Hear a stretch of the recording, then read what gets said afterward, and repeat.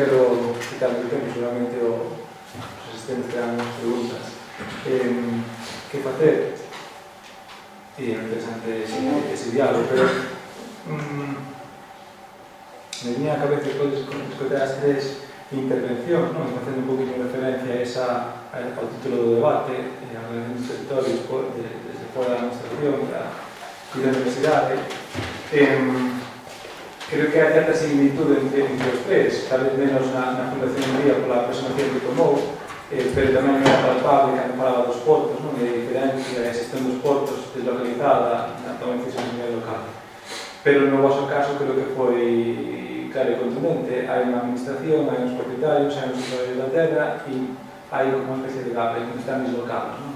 E ese exceso de burocracia, ese exceso de normas, as complicacións todas que se diponen aos propietarios, a visión negativa que se ten da actitude ou das accións dos propietarios por parte da administración e da universidade, credes que marca un pouquinho a concepción que se ten do territorio e tamén o diagnóstico que se fai dentro e as solucións que se plantean. Ata que punto, a minha pregunta nese sentido sería, hasta que punto vos credes que desde a vosa situación periférica, porque sempre periférica e é máis débil, por ser periférica precisamente, hasta que punto sodes capaces ou incapaces de establecer pontes coa administración e coa universidade para cambiar a percepción que teñen da situación? Cales son os elementos que vos credes ao vosso ver que vos dificultan máis ese diálogo, tanto coa administración como coa universidade? Eu creo que vos intentades, tenes aos autores locais, tenes as universidades, tenes a administración, e xa tedes experiencia de cales son as dificultades que tenes. Non sei se podrías decir algo en relación a isto, e se esa, porque precisamente ese esa barreira, sí, o sea, é o que permitiría ir reducindo as posicións de periferia, non? E poñer no centro no tablero outro tipo de visión. Bueno, non sei como veis. Despois teño outra pregunta, pero eu creo que pasaría ao público que pregunto que bueno, nada máis que... Primeiro que a universidade un pouco decía antes, non hai simplemente interlocutores, dende logo na arquitectura pode que sí que aquí en Lugo ou en Compostela podes igual encontrar que falar algo. A Universidade de Coruña, en canto a ordenación do territorio, non é o lugar onde vas a encontrar un interlocutor en un tipo. En canto ás administracións, non sei en concreto que estamos atopando é que se hai moitas administracións receptivas que queren, que buscan axuda porque non a encontran dentro, porque non teñen medios, pero son precisamente administracións que son de por sí incapaces de poder desenvoltar moitas desas iniciativas. Claro, non sei en concreto a nivel laboral, estamos traballando en concellos pequenos e que moitos teñen vontade forte de intentar facer algo. Por exemplo, nos estamos traballando en concreto moito co Concello das Neves, fortemente danado ano pasado co tema dos lumes, non? E un concello que ahora mesmo ten unha equipa de xestión ali que está intentando facer todo. Está intentando ir a todo, ir a fondo, conseguir pasta para mellorar, pasta para implementar, para manterse no medio, pero son unha especie de illa dándose hostias contra outra administración máis grande, separada do territorio, separada dos usuarios, e que non acaban de entender moi ben que fai ese señor ou ese señor indo ali a pedir todos os días. E non teñen canles nin capacidade para gestionar. E logo hai outra cousa, que é pode ser interesante manterse na periferia, non é? Porque un pouco dicir, se estás, podes dar o paso en estar dentro, pero dentro hai cousas que non se poden facer. Entón, unha boa maneira de salvaguardar a independencia é ter unha vía de pensamento fora dos cauces. Nos en concreto intentamos xogar un pouco eso, non? Temos un colectivo, unha asociación, que intentamos ser activos, como activistas, individualmente somos, pero como conxunto non, para intentar, poder mover con toda a liberdade do mundo, individualmente si o son. Pero logo a nivel laboral non actuamos en colectivo, porque entendemos que nos vai a ser moito máis dificultoso. Intentamos levar as nosas ideas en práctica, nos piden unha cousa, intentamos facer a contraria, os concellos, dentro de intentar servirlles para moitos dos fins que nos piden, pero para nos todo o noso traballo intelectual e de pensamento mantemos separada a Iglesia e o Estado. É a forma na que nos encontramos, ou na que, por distintos motivos, tamén porque a nivel laboral non estamos todos xuntos, nos resultou máis conveniente. Pero sí que me parece interesante ser capaces de estar fora. Independentemente de que podas ser masa e facer pontes. Tes a vantaxe de que tampouco eres ninguén, entón podes ir chamando a todas as partes sin que sospeiten demasiado de tirar de mal. Ata aí. Un inciso, cando falemos con micro moi cerca da boca, porque teñen moi pouca ganancia e apenas se vos escote. Bien, sobre esta cuestión de esa relación persona-administración, creo que a todos nos habrá venido a la cabeza muchas veces la palabra participación, ¿no? Que está ahora mismo en boga y que parece que no se puede hacer nada sin la participación ciudadana y estas cosas, ¿no? Yo creo que ahora mismo, ya han pasado unos años, quizás ya más de una década desde que se empezó con este tema, es el momento de repetir cada vez más que la participación, solo es participación si implica un reparto de poder. Si no, es otra cosa. No sé aún cuál será el nombre, pero será seguidismo, será justificación fundada, será muchas cosas. Pero participación existe si hay un reparto de poder. Por eso es tan antitético, o sea, tan contrario, el pensar que es algo tan sencillo y tan continuo, tan lineal, la relación entre las administraciones y la palabra participación, y por lo tanto la opinión de los ciudadanos, lo que acaban, o el propietario, el paisano, como decía antes, ¿no?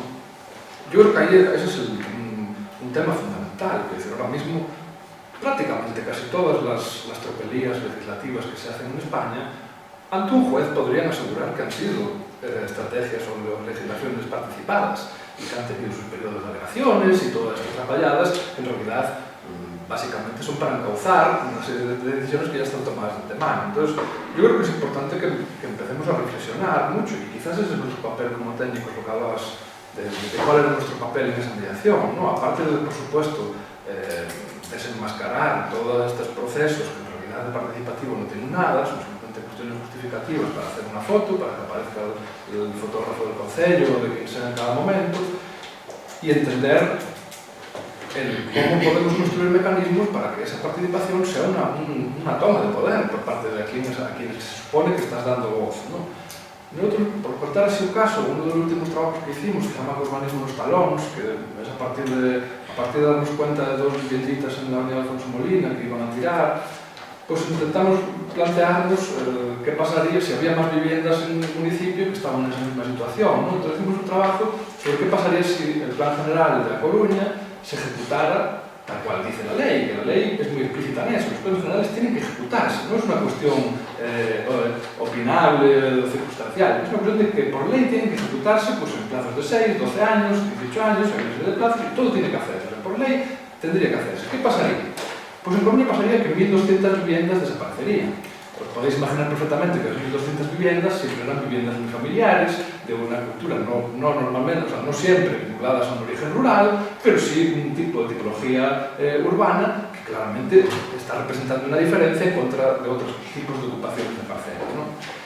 Y ahí viene el tema. El Plan General se supone que son instrumentos urbanísticos absolutamente participativos. Llaman a una serie de actores al principio de hacer los planes y aparece su firma en los planes, por supuesto, que han sido llamados. Por supuesto, casi todos son institucionales. Bueno, hay toda una parafernalia, sobre todo en términos intelectuales, de lo que queremos o de lo que nos intentan vender que es un plan, en el que todos los actores han sido llamados. Y que básicamente lo que se basan es en una premisa que habréis escuchado muchas veces, que es en la seguridad jurídica. Bien, un plan general, porque sabemos ahora mismo, ya nuestra generación lo sabe, ¿no? Nuestra Constitución la podemos cambiar en un mes de agosto de verano sin que haya ningún problema, ¿no? O para lo que sea. y se supone que es algo dificilísimo, ¿no? Un plan general, como sí que nos lo metían en la escuela, es la norma legislativa más complicada, que más tiempo lleva a hacer de todo el sistema legislativo español, ¿no? Todos sabemos que en menos de 3 o 4 años es imposible hacer un plan general. Tiene una cantidad de documentación técnica impresionante, una cantidad de cartografías, de estudios impresionante. Y sin embargo, no existe en todos los planes generales un plano que diga qué es lo que se va a tirar si ese plano se ejecuta. Quiero decir, estas 1.200 familias que viven en esas casas, para ellos no es de seguridad jurídica. La seguridad jurídica, evidentemente, es para los promotores que tienen que saber cuanto antes, aquellos terrenos que se van a regularizar, que por supuesto, ya no quiero ni hablar de corrupción, de que por supuesto muchos sabrán previa aprobación del plan hacia dónde van a tirar, hacia dónde van a ir los tiros. Pero ya sin tener en cuenta eso, simplemente un instrumento no está pensado para un ciudadano aquel que esa palabra de seguridad jurídica debería ser aquel que fuera más interpelado, quiero decir, aquel al que le van a tirar su casa si ese documentito que de repente se aprueba llega a término. Entonces, quiero decir, hay todo un entramado de cómo repensar esa cuestión de la participación que es tremendo, o sea, que estamos a años luz de pensar eso. Y se empiezan a hacer cosas, claro que se empiezan a hacer presupuestos participativos y un montón de estrategias de participación que desde luego tienen sentido, pero creo que lo único honesto por nuestra parte como técnicos a la hora de evaluar si algo es participativo o no, es saber si se está repartiendo poder. Y eso es una contradicción en términos de lo que es la relación entre una administración y una ciudadanía. Evidentemente, la administración, por decreto, no le interesa compartir su poder. Le interesa mantener su poder, porque a todos nos interesa. Igual que los ciudadanos supongo que también nos interesaría mantener el poder si lo tuviéramos nosotros y nos dijeran que lo compartiésemos con la administración. Pero que es una cuestión que nosotros como técnicos, como decía él, en el caso de que nos queramos entender como mediadores o como una figura que está al margen de cada uno de los extremos, desde luego hay que ser honestos con nosotros mismos y saber cómo participamos en un chiringuito o cuándo estamos realmente participando en algo para partir el poder.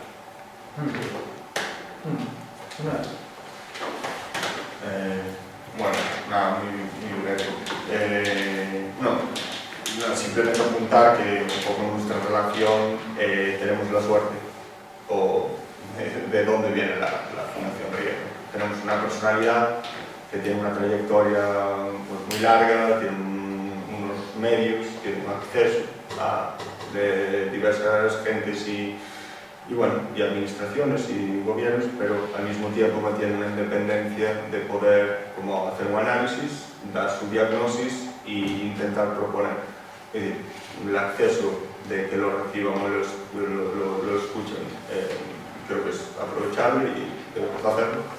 Y de base o de cómo funcionamos, el resto es intentar abrirse a todas las fuentes de conocimiento, todos los colectivos y organizaciones que estén activas en el territorio y que quieran promover el territorio, aprovechando un poco lo que es la business card que nos ofrece esta persona, que tiene pues, un acto bastante loable de intentar pues, poner su dinero a disposición de esto. Vale. Bien. ¿Más preguntas para estos tres? Nadie dice nada. Pero sea que no existe. Yo voy, espero. Vale.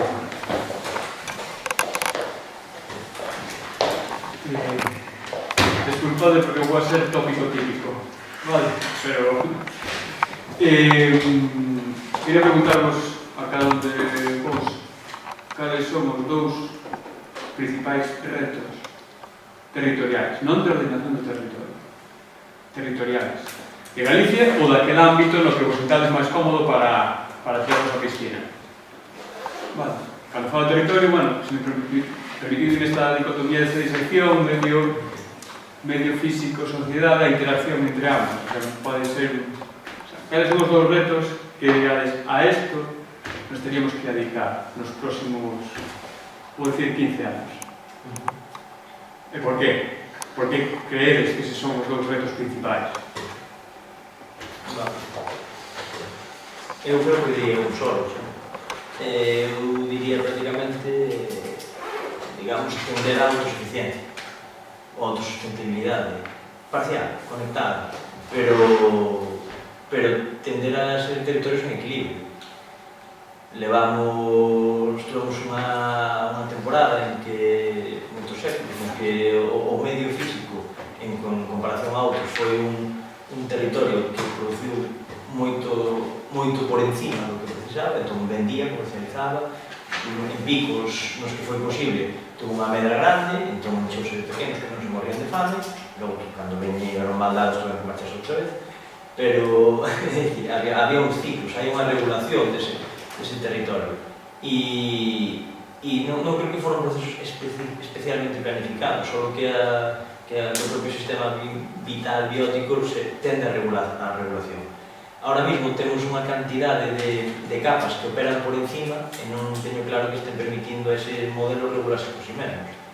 Entón, temos que axudarlle nós, todos nós, os que están dentro, que están fora, que están na periferia, a encontrar ese equilibrio, esa balanza. Esa balanza podela medir dende o carbono, podela medir dende os euros, podela medir dende moitas cousas.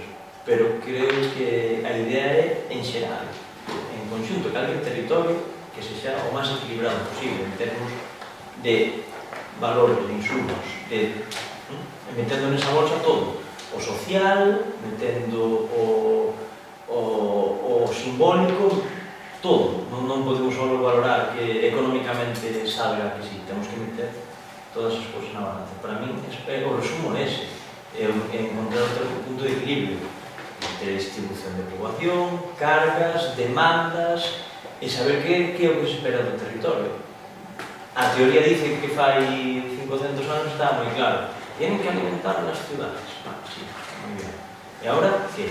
Si ven o polo de Argentina e o non sei onde de China, igual tamén tienen que alimentar esta cidade. Pero bueno, independentemente de que cada territorio encontre a súa identidade, ten que ser eso, territorios en equilibrio. Esa é para mí a idea principal.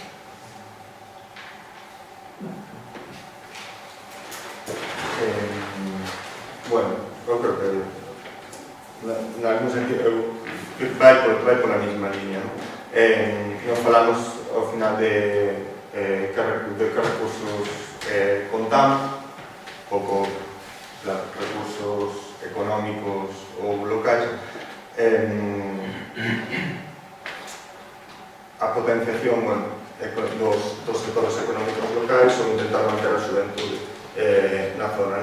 O que sí que creemos que dos recursos locais, por exemplo, unhas paradoxas que hai, é que contamos coa reputación dos produtos locais. Quizás non tanto coa industria que as explote ou ao futuro neses sectores, pero sí unha reputación en calidad, que creo que eso é un dos grandes valores, ou a calidade de vida, ou o modo de vida e identidade propios que se poderían explotar neste territorio. Falo desto en termos de distribución da poboación, de aportar investigación e desenvolvemento a estes sectores locais, explotar esa reputación que teñen estes produtos.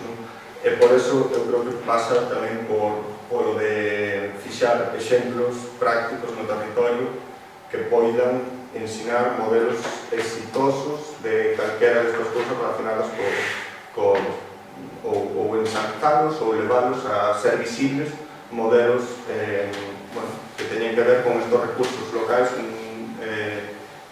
de Galicia que poden supoñer un vector de desenvolvemento respecto ao territorio natural, etc.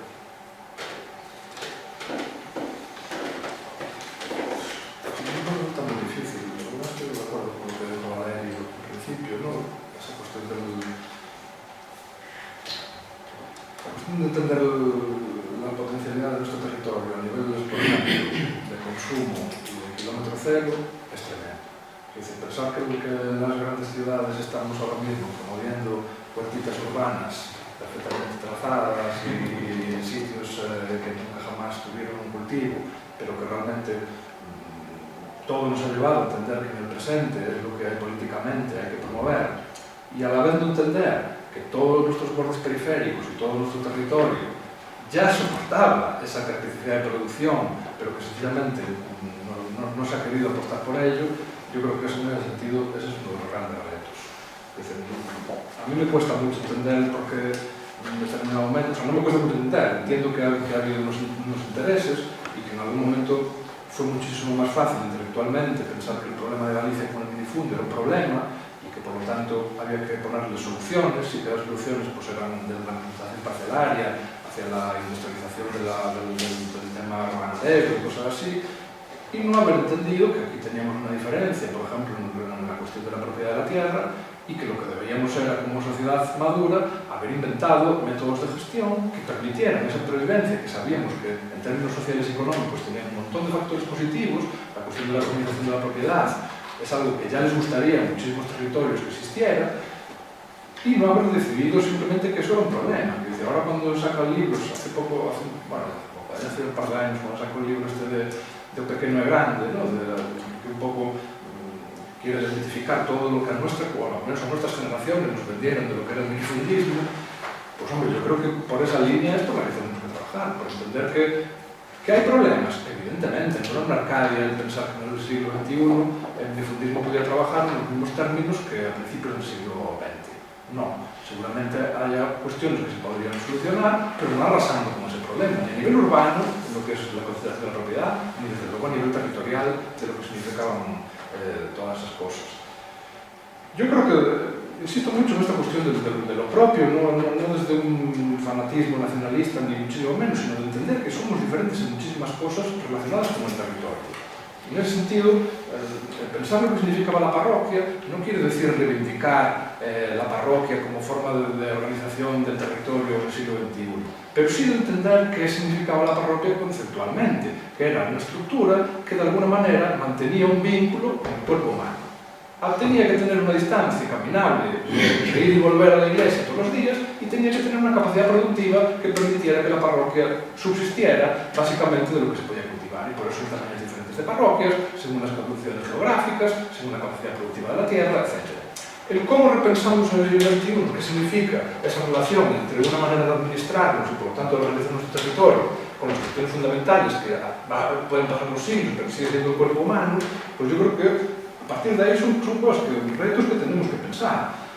Después, evidentemente, a partir de ahí se pueden tirar muchos otros conceptos, lo que se decía, la democracia territorial, pensar quién tiene opinión y voto, pensar cómo reconfiguramos todo un paisaje mediático que yo creo que, como os decía al principio, ha sido bastante negativo en lo que se refiere a la posibilidad de las personas de pensar en sus ciudades, que cuando Valerio hablaba antes de la importancia de eso que ya le llaman el sistema urbano menor, nosotros tenemos muchas dudas con respecto a esas cosas, que realmente las directrices de ordenación del territorio fijan un poco esa cuestión, ¿no? De esas 7 ciudades, de ese otro rollo menor, de otro a un submenor, una tercera liga de ciudades.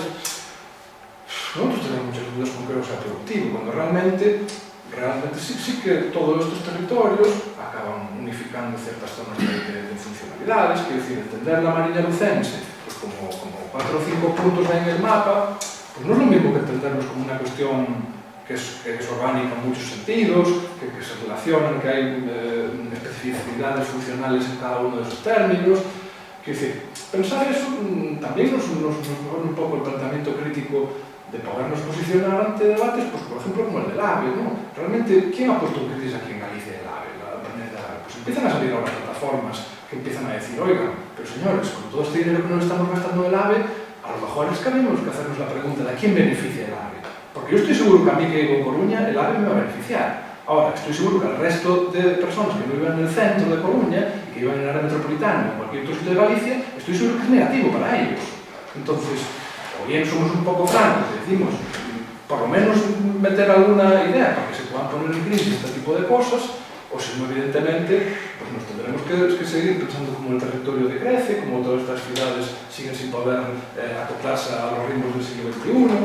Quiero decir, basta ya de mirar a Holanda solo para verlo como un paraíso inalcanzable y decirles que a lo mejor aquí lo que estamos cometiendo errores y dejándonos estafar, ¿no? Cuando se decide invertir en carriles bici pensados para el ocio y no pensados para que los trabajadores de los polígonos periféricos se puedan desplazar, eso es una decisión política. Y eso se puede opinar sobre ello, ¿no? Y lo del AVE pues es lo mismo. Creo que la movilidad pues sí que es un tema que es bastante otro de esos retos importantes, ¿no? De repensar esa movilidad, que va a todos os niveles, na cual la ve outros aeropuertos. Recuerdo hace unos años hablando, por ejemplo, con un político que venía a preguntar un pouco como veíamos el tema. En cuanto le dijimos que nos parecía una absoluta irracionalidad que hubiera 3 aeropuertos en Galicia, se puso la mano en la cabeza, y siendo el político ese al que se supone que te va a decir, es verdad, joder, los casos científicos y la ciencia es lo primero, te decía que políticamente eso es indefendible, ¿no? Cuando ese político es el mismo que hablará maravillas y pondrá un post en Instagram de un carril bici maravilloso en Holanda, pero no te dirá que en Holanda funcionan con 4 veces más población, con un solo aeropuerto al que el tren te deja debajo del sitio de embarque, ¿no? Entonces, también hay mucho tema, bueno, después hay otros temas, localismos, etcétera, etcétera. No sé, no te he contestado, tengo que ir por las ramas, pero hay como muchos retos, no sé contestar exactamente cosas muy importantes. Bueno, no fondo esa idea de autosuficiente que comentaba Valerio está no trasfondo de todo ese pensamento do socialismo utópico que decíamos antes, ¿no? De Howard e toda esta xente, ¿no? E a parroquia. É a parroquia, é o que hoxe en día ten expresións más modernas como as aldeas, todo ese tipo de cousas, ¿no? Seguimos, digamos que esa sigue sendo a tradición cultural ou a tradición, digamos, intelectual na que se sigue pensando no centro do territorio. A cuestión é por que eso non chega a ser. É dicir, por que isto non chega a ser? É o objetivo, sí, pero a miña pregunta de antes era a vosa función desde a periferia, porque como estamos na situación. Pero se non nos pode periferia, ¿quién é o centro? O centro, non o digo para mí, sino aqueles que se roban a legitimidade de que son o centro, a administración e a universidade. Son os que, en certa, por eso falaba antes da legitimidade, non? Públicamente, para un cidadán galego, o que ven na administración, o que ven na universidade, ten certa legitimidade. Eso non podemos discutir. Podemos discutir se as decisións son estúpidas ou non, pero non podemos discutir que para a sociedade galega, ou española, ou Europa, eses son dos tempos de legitimidade, de legitimidade. Entonces, a cuestión é, a miña pregunta volve agora de volta. Estamos a ver con o socialismo utópico, e a miña pregunta é por que eso non chega a ser? Bueno, primeiro porque hai un conflito de poder constante entre xente que quere utilizar un territorio de unha maneira e outra xente que intenta vivir o territorio de outra forma, e non aparte porque o modelo sempre vai ser cambiante. Todavía sigo sin ver en ningún sitio xente que este planificando realmente, que digamos, que se esté anticipando algo. Porque estamos sempre dando respostas a movimentos, sobre todo do sistema económico. Entón, evidentemente, podíamos ter máis ou menos un modelo que, visto dende lonxe, parecía equilibrado, ou no seu pozo, non despois de ver, o sistema parcelario, as 4 cousas que sabemos de como funcionaban a nivel social, parecía equilibrado, ou que durante un tempo pudo ser, pero que quebrou, que era o modelo productivo tradicional do país. Eso quebrou. E entón, temos que andar constantemente redefinindo cal é esa situación de equilibrio. E creo que eso vai ser unha cuestión perenne. Porque, se non fose perenne, diríamos, olha, chegamos, echamos o garito e vamos a planificar e iso. Per se, é unha cuestión que nunca vai estar pechada. E a realidade é que agora temos como decía antes, un gap moi grande entre o soporte e o modelo. E o modelo económico, e o modelo de vida, e o tipo de demandas que a xente ten da súa vida mudou moito tempo, moito máis rápido do que mudou o modelo territorial. A foto, en moitos sitios, sigue parecendo do 56, a foto. Na realidad, cero. E todavía, evidentemente, temos incluso a adaptación. Eu non vexo ningún drama. É dicir, creo que temos que ser conscientes de que é sempre un constante proceso de transformación. E creo que neste momento a xente do medio, a xente do territorio, vai perdendo máis do normal, eso sí. Porque sempre hai un equilibrio de poder, non? Entre aqueles que queren utilizarlo como grande fonte de enerxía, como grande fonte de recursos, e aqueles que están. Ahora mismo creo que os que están ali están perdendo máis do normal. E esa batalla vai ser constante. Entón, bueno, creo que estará mellor cando aqueles que teñen capacidade de oprimir dende arriba, de xerar dende arriba, están recibindo unha cantidade razonable, os que están abaixo apretan que non a foden, é de sempre. Chegará un punto no que os de abaixo tiren un pouco para arriba, os de apretarán un pouco, e eu intentarei sempre intentar axudar que os de abaixo podan estar un pouco mellor, pero creo que vai un pouco nesa línea. E creo que non é unha cuestión perenne e que canto... É dicir, por que noutros territorios a foto parece máis limpia? Porque houve xente que tiña unha capacidade de gestión do medio tremenda. Había unha gran casona vasca que administraba o equivalente a 7 parroquias de aquí, un gran terrateniente non sei que dicía, aquí o libros. Bueno, vale, ao final, quen está sacando sin su medio? É que non me vale compararnos con esos territorios. Entonces, bueno, por eso creo que hai ese tema, e hai unha xente consciente que hai un gran potencial nun territorio, nunha localización estratégica, con unhas capacidades, con agua, con tal, e hai unha loita por o territorio, sin máis. Entonces, creo que é unha loita que vai ser perenne e que seguirá aí. E por eso, digo, o equilibrio poderemos seguir buscando, intentando que aqueles que estén habitando ali teñan a maior capacidade de decisión do medio e se podan facer un uso máis razonable para o conjunto que se atope en cada momento. E cada momento habrá que volver bien.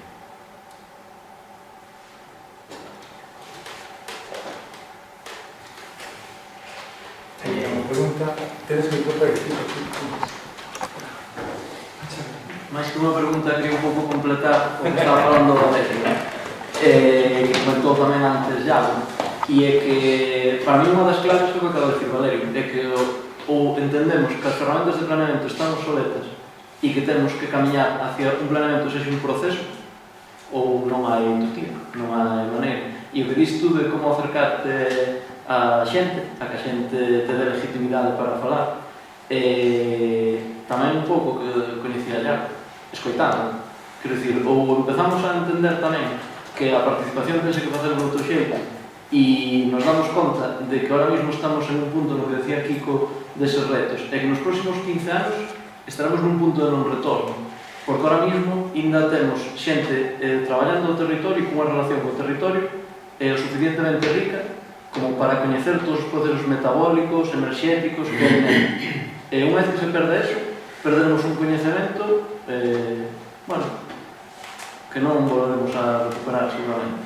Entón, ou empezamos a basar o planeamento tamén en ese coñecemento do medio que tiñan eles, en entender esas lógicas para poder propoñer solucións de cara ao futuro, para buscar esa autosuficiencia, que a autosuficiencia que temos que buscar ahora ten que ser basada en todo ese coñecemento que hai detrás, non unha autosuficiencia ideal como propoñían os socialistas utópicos, como tú dices.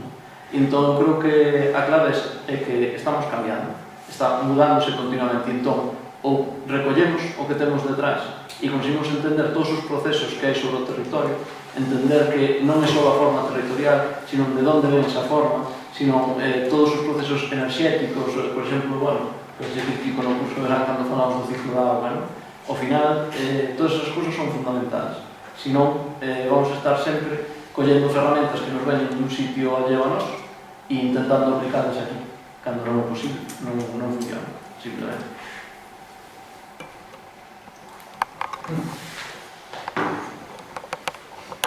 Máis preguntas que levanten novas formas de mirar isto, que inciden sobre outros aspectos.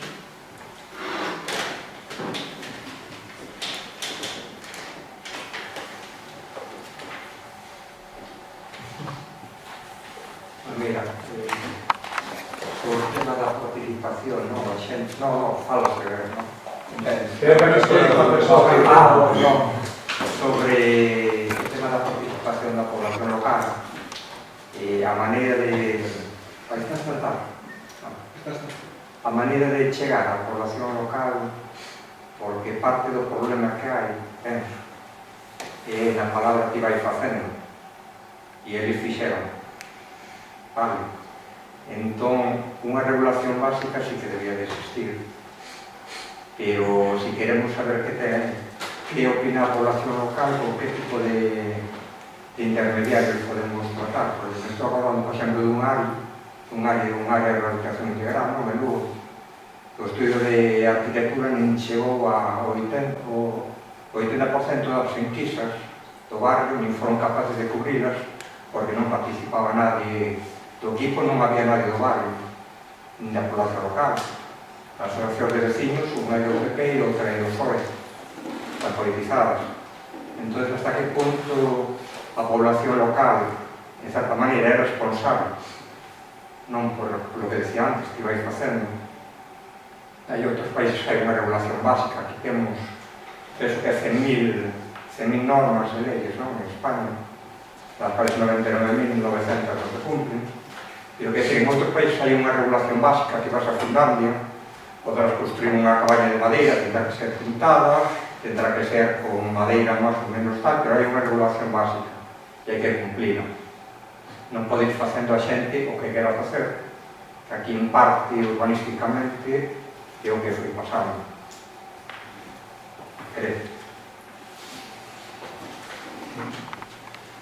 É complicado exixirlle a xente que atenda ao Estado cando o Estado non atende a ela. Claro, a mí me encantaría que me encargaran 427.000 vivendas unifamiliares a nivel económico.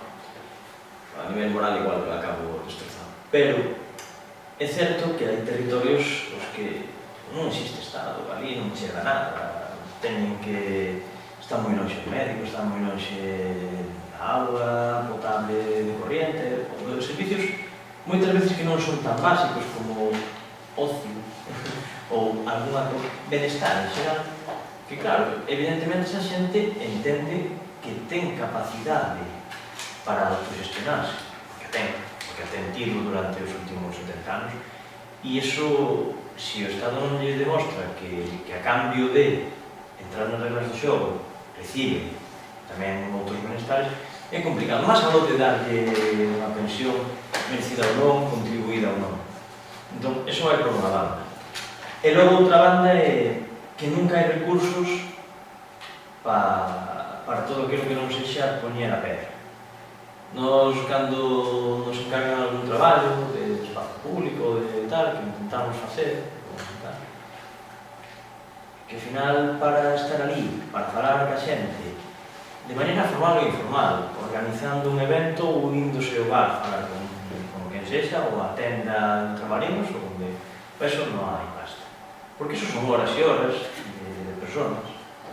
Entón, claro, ao final, desde que veña a traballar cunha idea preconcebida, o que se dice en catro por ali, tu boa vontade ou a pericia de entendemento que podas ter de ter feito outros traballos antes.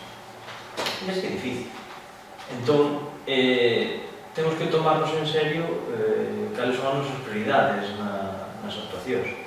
O mellor, se tú queres facer un modelo de cidade moito máis participado, nos pliegos, concurso, doar, tens que exixir un índice de participación X, con unha metodoloxía seria e con resultados visibles. E se non, non.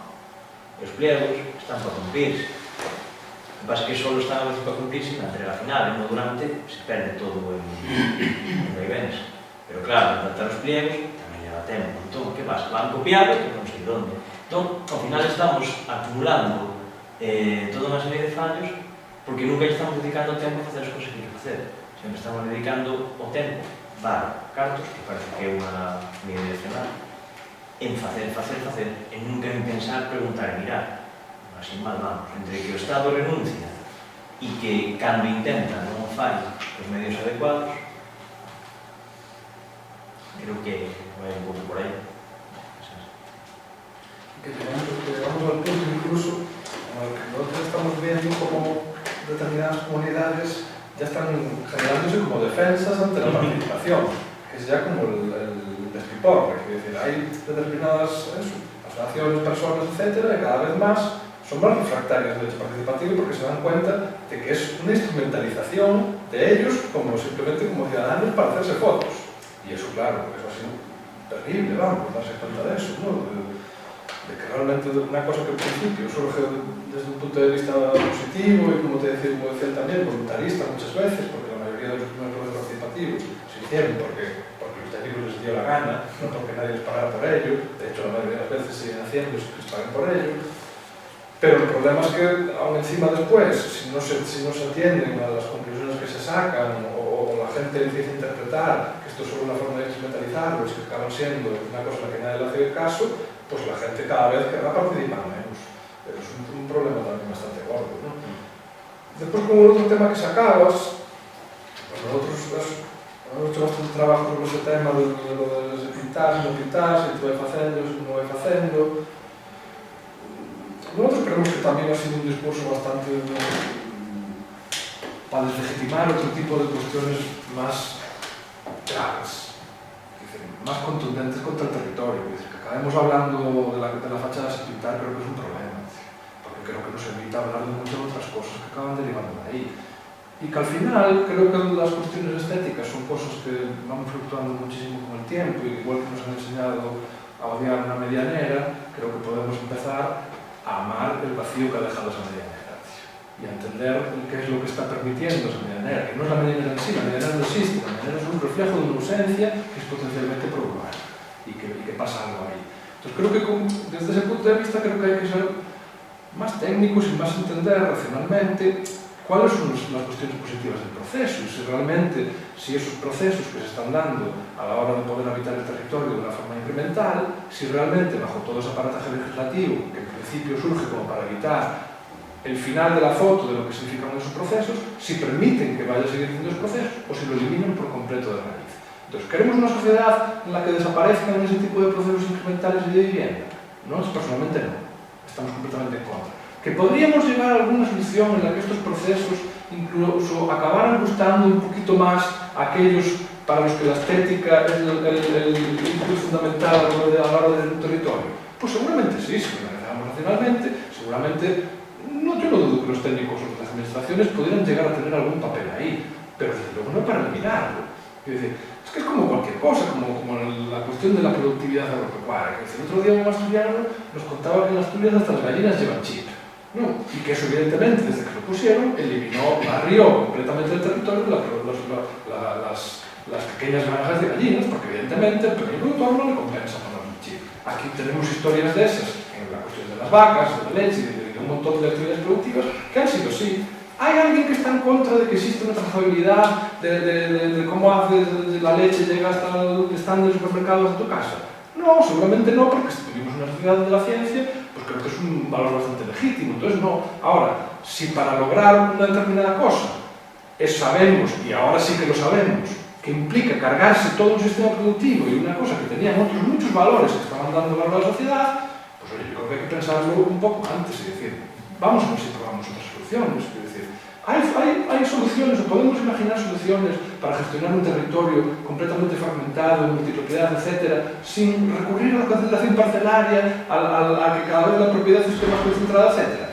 Yo quiero pensar que sí, porque no tiene nada que ver que la propiedad siga en manos de muchas personas, algo que conceptualmente es bueno, con que no todas esas personas tengan que tener el tractor para trabajar su pequeña finca. A lo mejor el tractor sí que lo pueden compartir, porque eso nos da igual. Para el territorio nos da igual que haya muchas fincas, eso es bueno, pero que haya muchos tractores igual no, porque es antirrentable y hace que no lo van a hacer.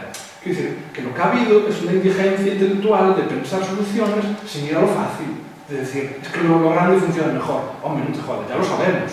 Ya sabemos que es mucho más fácil una instalación industrial, igual que sabemos que es mucho más fácil hacer una norma, que es el plan básico autonómico, para que todos tengan la misma norma, y sabemos que es más fácil hacer un plan general que pensar en el municipio, en diferentes procesos y cosas que se están dando, pero al final es que no podemos ser más fácil. Creo que tenemos capacidad para pensar las cosas un poco mejor, y sobre todo, te digo, sabiendo que en los últimos años, en términos de planificación territorial y ordenación, que es lo que veníamos a hablar, se han cometido bastante cosas que creo que casi todos estamos en contra, vamos, de lo que ha significado para la productividad y sobre todo para que en principio todas esas cuestiones tenían que haber evitado lo que décadas después aún nos seguimos quejando, ¿no? Al final todas esas cuestiones no han evitado ni la despoblación de lo que le llamaban el rural, ni la emigración, ni muchas otras cosas. Entonces a lo mejor es el momento de decir, pensemos otras salidas al tema.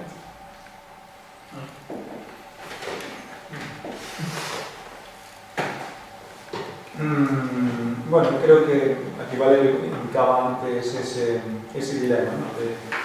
Y volve a enganchar outra vez co de periferia e co a centralidade. Hai lugares onde non chega o Estado e, por tanto, a planificación aí prácticamente está ausente, porque o Estado, como órgano planificador, non pode pedir nada a cambio. Es decir, o sea, si no dan todo el dinero. Pero yo digo una cosa, ese relato está muy bien, pero ese relato ya no existe desde el momento en que sabemos que hoy en día la relación entre que un dron o una foto aérea, que Google en vez de vender las fotos aéreas de las administraciones cada 6 meses, las vende cada día, y que tú un solo día puedes mandar un dron a una estación de la Guardia Civil y saber que se ha movido 1 metro cuadrado del territorio, eso está aquí ya. Ahora no, pero ¿a cuántos años estamos de eso? ¿A cuántos años estamos de que un paisano a un metro cuadrado, que será, me imagino, que la unidad de medida que se tomará en algún momento, tío, y que en menos de 5 horas pueda tener un dron, una patrulla de la Guardia Civil poniéndole la Argentina? Yo creo que estamos en muy poco tiempo de eso, de que el control absoluto del territorio sea fundamental. Entonces, a mí me resulta un poco ridículo y poco ambicioso estar hoy en día pensando en términos de que el problema fundamental del territorio es el control. El control técnico es algo que ya lleva derivándose desde hace mucho tiempo y que sabemos que va a estar ahí en muy pocos años, porque ya cada vez lo tenemos más. Entonces creo que hoy en día es más ambicioso y más necesario pensar en todo lo contrario, en todo aquello que ese control va a laminar de aspectos positivos de un territorio con los que nos convencían y no queremos eliminar. Creo yo, no sé. A cuestión non é controlar ou non, o uso, sería o control, e a vocación de querer ordenar ou non. Eu creo que existe, de facto, unha intención de non control do territorio. É dicir, evidentemente, técnicamente, levamos, que 25 anos podendo ter un catastro perfecto. Levamos 15 anos podendo ter un listado de titulares da terra relativamente actualizado. Ai, no, pero el catastro es una cuestión fundamental de nuestro sistema económico y pero es cierto que no interesa para nada, que se interesa mucho más saber quién llamas que quién es propiedad de cada cosa. Evidentemente, os medios técnicos existen xa, podríamos ter un conhecimento. O que me refiro é que hai unha legislación específica, explícita, de non querer saber, de non exigir, é só logo sacar a serie de recetas necesarias para poder parecer que sí. Nos sempre poñemos a imaxe esta de ruralízate nas conferencias, ¿no? O sea que, claro, e encima como fuera coches. Como chegas? O sea, eso xa para empezar. Entón, eu creo que hai aí un doble discurso bastante ben medido de tamén os medios, como dices tú, e desa noción dese suposto rural utópico para poder confrontar o propietario, para poderlo laminar e para poder logo dispoñer dese espacio. Cantos máis vacíos haxa, mellor.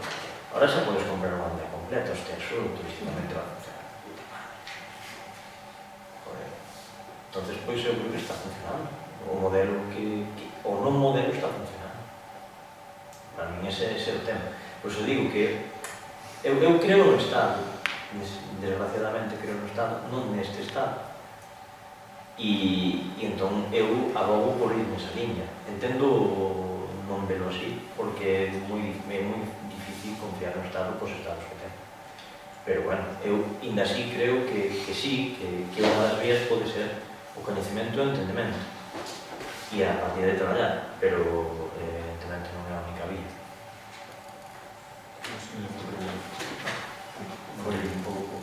No, simplemente o que quería indicar antes que estou de acordo contigo, pero a mí, digamos, non iba por aí, se non iba pola... Podemos olvidarnos do Estado, é dicir, bueno, o sea, que o Estado se olvidou de nosotros nos lo comemos e lo papamos. Esa é a pregunta, porque gran parte das vosas actuacións moitas veces está na inexistencia onde o Estado se olvida completamente do que se quere facer ou do que se quere lograr. Entonces, podemos pasar ao Estado? Podemos... Venga, bueno, ten un custo altísimo. Si tú intentas pasar do Estado, estás jodido. E van a ver, tú dices, o territorio está sendo cada vez máis controlado, pero básicamente cada vez máis abandonado. pode darnos o caso de que podamos acceder aí a parte do Estado, de que podamos tender as independentes do Estado, e esa línea sigue. Que é esa tese? Porque se a legitimidade temos que ver como nos facemos, gañamos legitimidade para que o Estado nos escoite e cree corresponsabilidade con estas partes, pois a estrategia pasa do Estado, porque son dúas estrategias totalmente diferentes, de valores totalmente diferentes, hai valores asociados a estas totalmente diferentes, e que teñen, bueno, xa que planificamos e podemos pensar, podemos tratar de ver a onde podemos chegar por cada unha delas. Eu creo que esa é unha discusión da comunidade planificadora ahora mesmo en Galicia que non ten clara. Eu vexo indecisa en todo este tipo de cuestións. E creo que convendría aclararse. Tú realmente a quién ves abogando por pasar del Estado? Yo no conozco a nadie. Sí. Planificadores que abogen por eso. Hai xente que opina que sería posible, se ese grado de abandono vai a maiores como é previsible, que chega un momento onde un municipio se pode alquilar el solo, un conxunto de municipios, se poden ampliar dinámicas que, bueno, non teñan, estean deslocalizadas, por exemplo, en relación a toma de decisións, sea regional ou sea nacional, e que poden levar a unha estrategia aparentemente bastante autónoma, e sin que non é esta línea. Sí, pero se é un concello, se é un concello está. Claro, eu non me refiro ao Estado ao goberno de Madrid ou en Bruxelas, sabe Dios. Eu falo do Estado, cando falo do Estado, falo do público. Eso me refiro, na súa forma última, de presentar e artellada na estrutura gubernamental que sexa, do ámbito que sexa, gubernamental, administrativo, ou de índole que corresponda.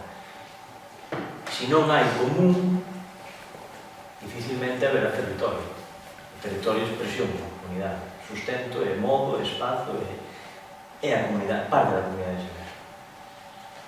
Que pasa? Que o mellor se que hai que pensar fora do Estado, primeiro, como tamén parte do camiño para que o Estado cambie. É dicir, se tu eres capaz de crear esa tensión por fora, pode que mellor algunas das formas que veñen de fora que sean asumidas. O que pasa que, claro, é moi difícil aí cando perdes o control, cando esas formas se permiten. Comentábamos a participación. Traballos, experiencias surgidas en paralelo ou por fora dos modelos estatais que se limitaban a procesos de exposición ou de información e que rapidamente fagocitaron e corromperon.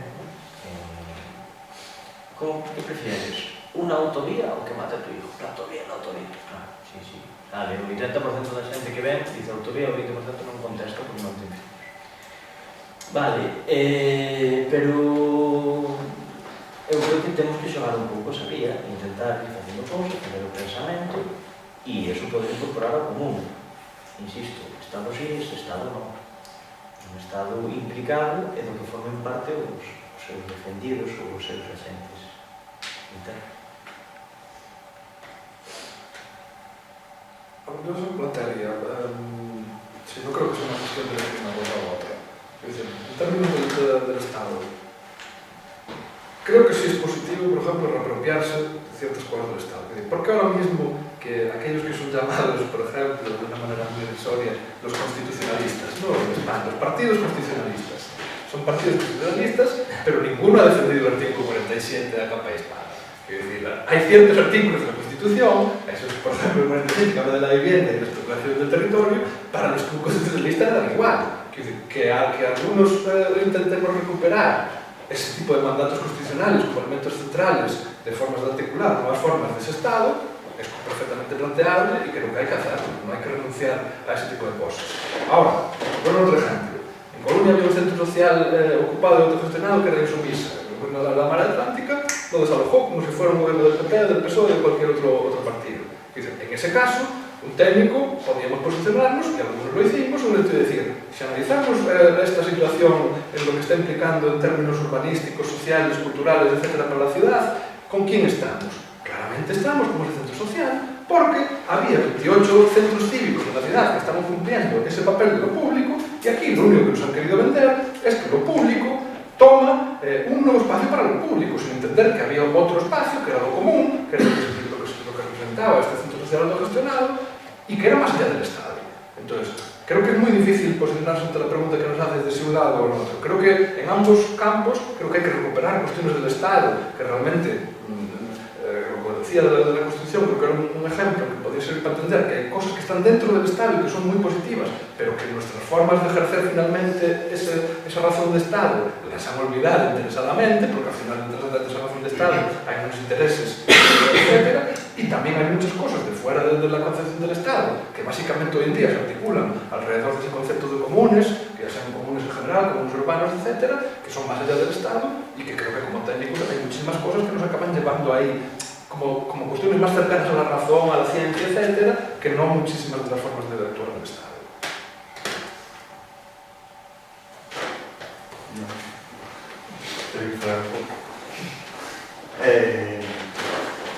Ajenos al Estado, yo no sé. Lo considero... Mira, considero que en Galicia tenemos condiciones, o al menos tradicionalmente, el nivel de autosuficiencia ha sido o de autoorganización en los comunes, sea en el tierra, sea en el mar, en las cofradías de pescadores, etcétera, con los que trabajamos. Y hay suficientes ejemplos como para ver que hay unos modelos de gestión y de toma de decisiones bastante, bueno, interesantes al menos, y bastante exitosos, yo creo, ¿no? Lo que creo que también es ingenuo es decir que sin la administración o los estados, como se llaman, se puede llevar eso a ser un modelo extensivo que hoy en día a que sea predominante, ¿no? Entonces, también, no sé, nuestra labor en la Ría de Arousa o cómo lo vemos nosotros es intentar que desde esos ámbitos en los que aún perviven estos modelos, como pueden ser pues, las cofradías de pescadores o así, que salgan iniciativas que posicionen, bueno, que no se queden en el pasado, ¿no? Parece como, ay, qué bien se gestionaban los montes en Ban Común, ¿y cómo se gestionan ahora? O qué vamos a hacer con ellos, o ay, qué bien funcionaban las cofradías de pescadores, gestionaban todo esto, y qué van a hacer después, porque ahora como nuevas reformas, bueno, ahora se ve, ¿no? En la lucha contra la ley de agricultura, etc., ¿no? Entonces, bueno, iniciativas de este tipo que surgen de ahí, identificarlas, visibilizarlas, fomentarlas, claro, desde fuera de la administración parece como bastante imposible que tengan ese impulso, no sé. Entonces, bueno, veo experiencias como bueno, las de la Red de Revolta, de la Universidad de Santiago y demás, ¿no? Que intentan identificar estas iniciativas, intentan ponerlas, visibilizarlas, que se conecten entre ellas. Bueno, este estilo a lo mejor de intentar llevar pequeñas iniciativas exitosas, o es un poco lo que decía yo antes, intentar sentar en el territorio ejemplos que nos puedan servir como puntos de partida o que representen vectores de desarrollo que hoy en día, y probablemente hace 15 años no, o 10 años no, como puede ser que antes todo el mundo, bueno, si tenías una explotación agrícola, tiene que ser o de gran escala o no funciona, ¿no? Hoy en día, quizás por esta conciencia global de cómo se cocina, de cómo se producen los alimentos y demás, pues toma muchísimo más sentido el minifundio, la pequeña escala y demás. Por tanto, quizás modelos que estaban totalmente destinados a morir, hoy pueden ser los más exitosos y más apreciados dentro de una identidad urbana o más urbanita. O por ejemplo, bueno, no sé si me meto, ¿no? Pero llevar un sistema de movilidad público o accesible a toda Galicia quizás no pareció nunca tan cercano como hoy en día a lo mejor plataformas de transporte público bajo demanda, movilidad eléctrica o ciertas cosas que a lo mejor no exigen la construcción de grandes infraestructuras de nuevo dentro del territorio, sino que un bus puede modificar un poco sus vías, no sé. Es intentar llevar iniciativas que dentro de este contexto funcionan y que dentro del contexto global tienen mucho sentido, un poco por los avances que puedan llegar a venir, intentar plantearlos y ponérselos delante a lo mejor pues, al inversor o de la toma de decisiones y que a lo mejor se apueste por algo que por unos intereses u otros pues, puede acabar beneficiando al común.